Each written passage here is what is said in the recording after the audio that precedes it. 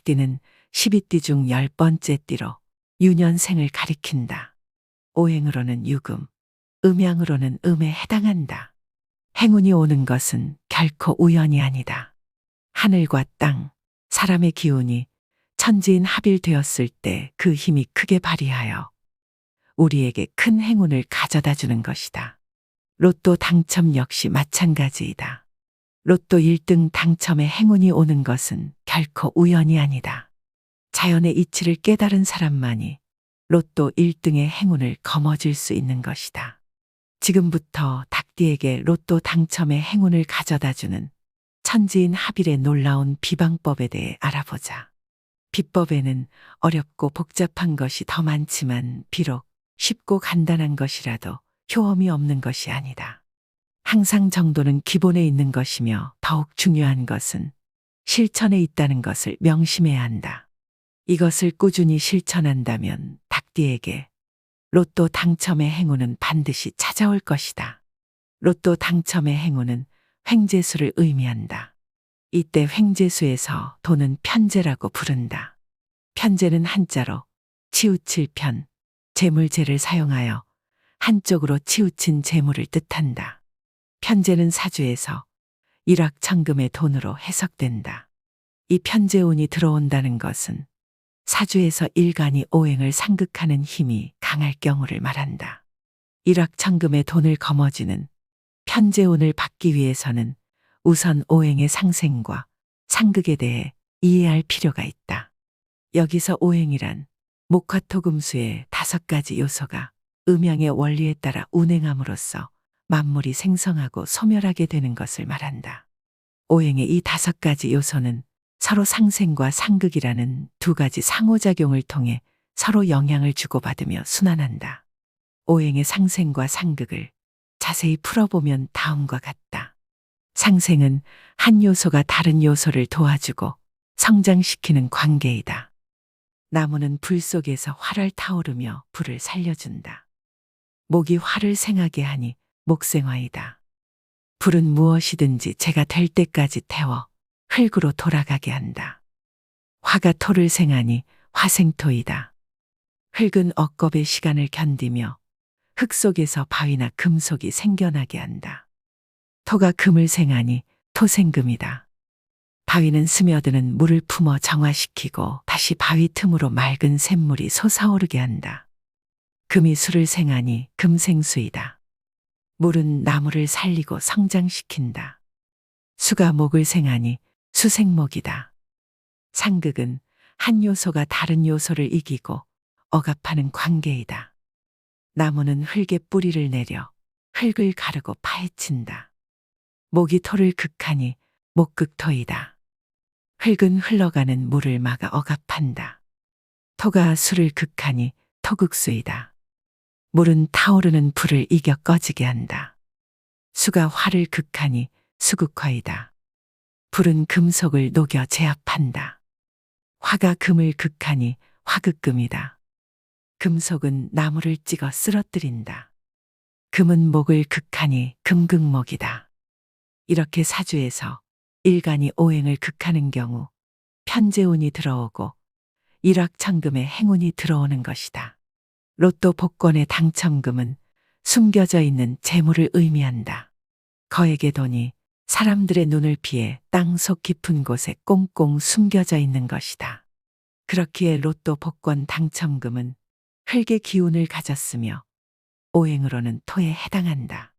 오행의 순환 원리에서 토를 극하는 것은 목이다. 나무는 흙에 뿌리를 내려 가르고 파헤친다.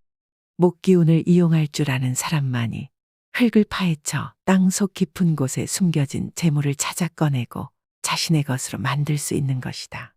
이제 자연의 이치와 만물의 순환 원리를 이해했으니 이를 이용하여 땅속 깊은 곳에 숨겨진 재물을 꺼내 올리는 구체적인 방법에 대해 알아보자. 첫 번째, 토를 극할 목을 찾아야 한다. 일상에서 가장 쉽게 구할 수 있는 나무는 종이다. 종이는 나무로 만들었으니 오행으로 목에 해당한다. 그러나 얇디 얇은 종이 그 자체는 아직 아무 힘도 발휘하지 못한다. 종이가 나무로서 땅속 깊은 곳까지 뿌리를 내리고 흙을 파헤치려면 강한 기운을 불어 넣어야만 한다.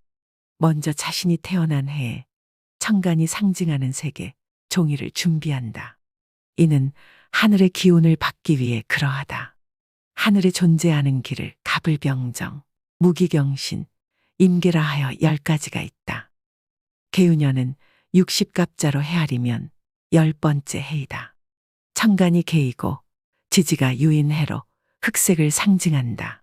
개유생은 1933년, 1993년 검은 달개해에 태어난 사람이므로 검은색 계열의 종이봉투를 준비한다. 을유년은 60갑자로 헤아리면 22번째 해이다. 천간이 을이고 지지가 유인해로 청색을 상징한다. 을유생은 1945년, 2005년 푸른 닭의 해에 태어난 사람이므로 파란색 계열의 종이봉투를 준비한다. 정유년은 60갑자로 헤아리면 34번째 해이다. 천간이 정이고 지지가 유인해로 적색을 상징한다.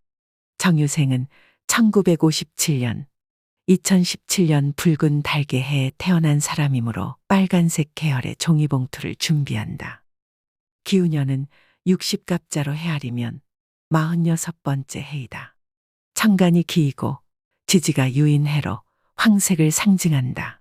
기우생은 1969년, 2029년 황금달개 해에 태어난 사람이므로 노란색 계열의 종이봉투를 준비한다. 신유년은 60갑자로 헤아리면 58번째 해이다. 천간이 신이고 지지가 유인해로 백색을 상징한다. 신유생은 1921년, 1981년 흰달개 해에 태어난 사람이므로 흰색 계열의 종이봉투를 준비한다. 두 번째, 자신이 태어난 해의 지지가 상징하는 반한살 방향을 알아야 한다. 이는 땅의 기운을 받기 위해 그러하다. 땅에 존재하는 길을 자축인묘, 진사오미, 신유수레라 하여 12가지가 있다. 이것은 땅을 지키는 12지신을 의미한다.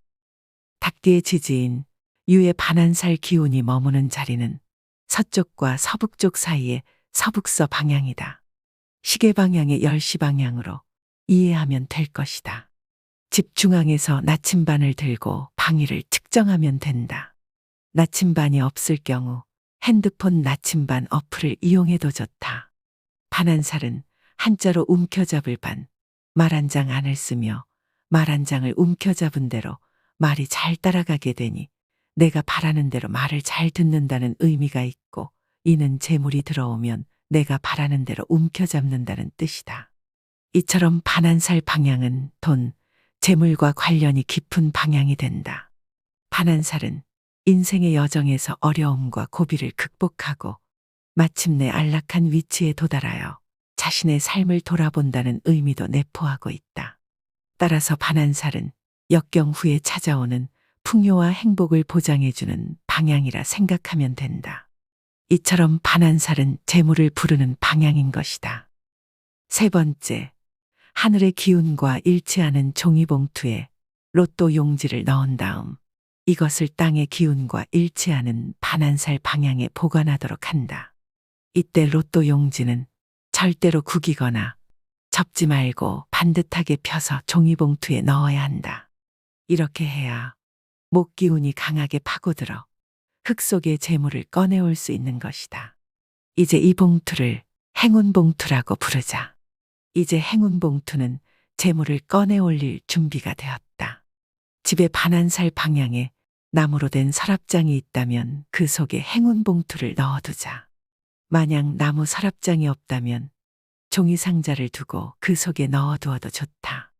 이것들은 목 기운을 극대화시키는데 큰 도움을 줄 것이다. 운 중에서도 특히 재물운은 밝고 후덥지근한 곳보다 약간 서늘하고 어두운 곳을 더 좋아한다. 이런 곳이 훨씬 더 안정적인 기운이 머무르기 때문이다. 실제로 수차례 로또 1등에 당첨된 분은 항상 로또를 나무 서랍장에 보관했으며 로또 용지를 다룰 때는 인격체를 대하듯이 공손하게 했다고 인터뷰한 일화 역시 유명하다. 서랍장과 상자의 색상이나 디자인은 중요하지 않으니 마음에 들고 끌리는 것으로 선택해서 사용하도록 한다. 만약 집에 반환살 방향에 금속으로 된 금고가 있다면 이는 오행으로 금의 기운에 해당하므로 이 금고에 행운 봉투를 넣는 것은 좋지 않다. 금속은 나무를 찍어 쓰러뜨린다. 금은 목을 극하니 목의 기운이 쇠퇴하게 된다. 그렇기 때문에 금속으로 된 금고 속에는 행운 봉투를 넣으면 안 되는 것이다. 금고 옆에 나무 서랍장을 두거나 금고 위에 종이 상자를 올려두도록 한다. 그렇다고 해서 이 비방을 위해 금고를 치워버리면 절대 안 된다. 지난 영상에서 언급했듯이 금고는 집안의 금전운을 상승시키는 중요한 풍수도구이기 때문이다. 또한 반환살 방향에 주방이나 난로가 있을 때는 주의사항이 있다. 불은 무엇이든지 재가 될 때까지 태워 흙으로 돌아가게 한다. 화는 토를 생하게 하니 흙의 기운을 강하게 만든다. 이는 땅이 단단해져 흙 속의 재물을 꺼낼 수 없게 되는 상태가 된다는 의미이다. 따라서 가스레인지나 난로 등 불의 기운이 있는 곳에는 행운 봉투를 두면 절대 안 된다. 그렇다고 해서 물은 나무를 살리고 성장시키는 수생목이다 하여 행운 봉투를 물과 가까이 두고자 한다면 완전히 잘못된 생각이다.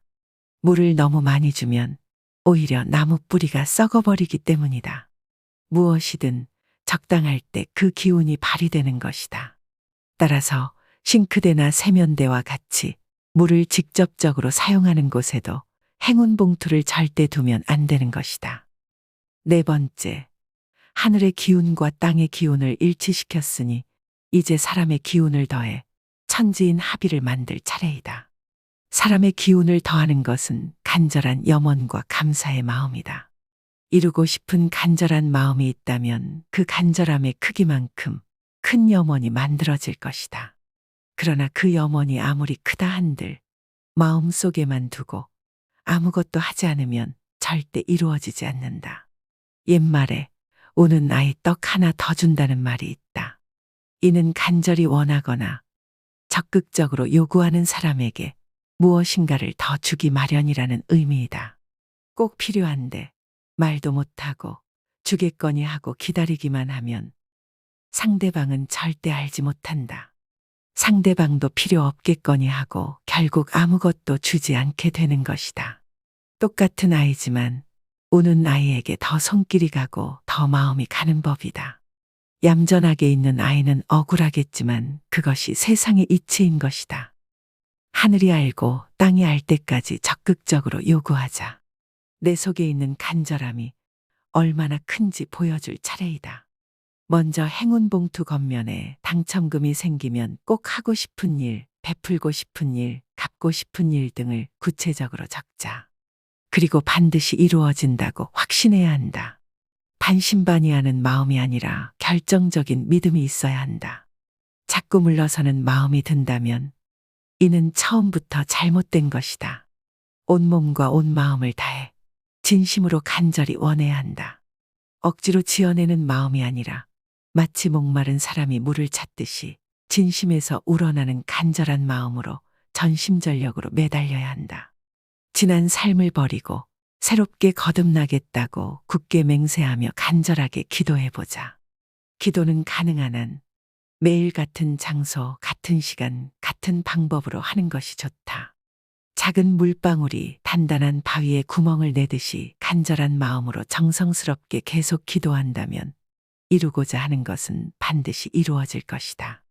이번 주에 당장 당첨되지 않았다고 포기하지 말고 로또 1등 당첨의 행운을 거머쥘 때까지 계속해서 기도해야 한다. 내가 얼마나 간절한지를 보여주어야 하는 것이다. 몇 번이고 찾아와 부탁하는 사람에게는 반드시 마음이 기울어지는 법이다.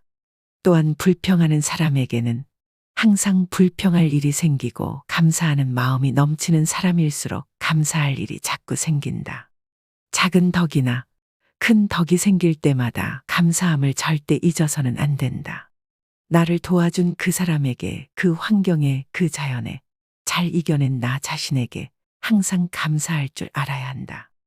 작은 복에 감사할 줄 아는 사람에게는 하늘도 감동해 반드시 큰 복이 내려진다는 것을 잊지 말자.